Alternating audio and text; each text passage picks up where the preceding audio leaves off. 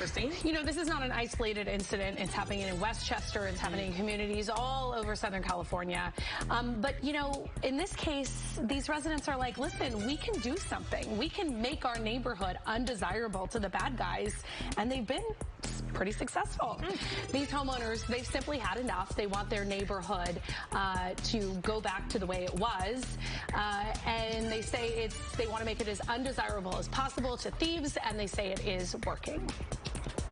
They just tapped the glass over in the corner, and it's a tempered glass, so the whole thing's shattered. Masked and hooded thieves broke into Steve Jans's Westchester home the Friday night of President's Day weekend.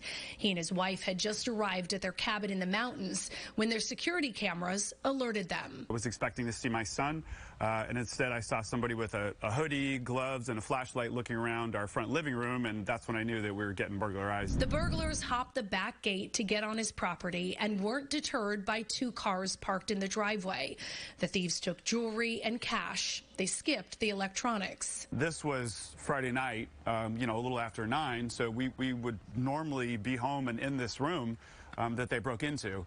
So that concerned us a little bit. And then if you look at some of the surveillance footage, they were actually carrying, it looked like either mace or pepper spray with them.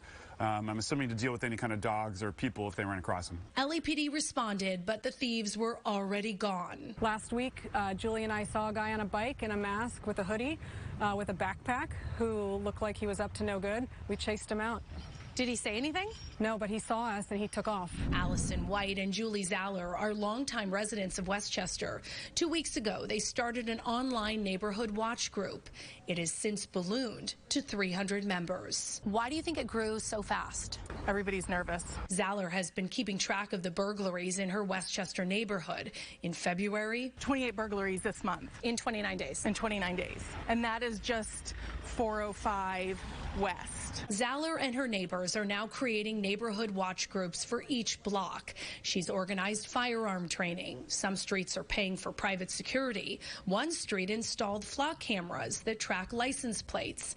And a very active WhatsApp group alerts neighbors to suspicious people and vehicles. How time-consuming is this? Well, some people play pickleball. I'm the neighborhood watch girl. Man, that's why you're driving down our street, taking down addresses. Though police have discouraged it, some residents have confronted those who appear suspicious. We have a neighborhood watch on the block, Captain. I want to know what's going on right now. Including David Fowler. He also runs a neighborhood text chain. And what we're doing is just sort of real-time tips. This doesn't feel right. This is out of routine.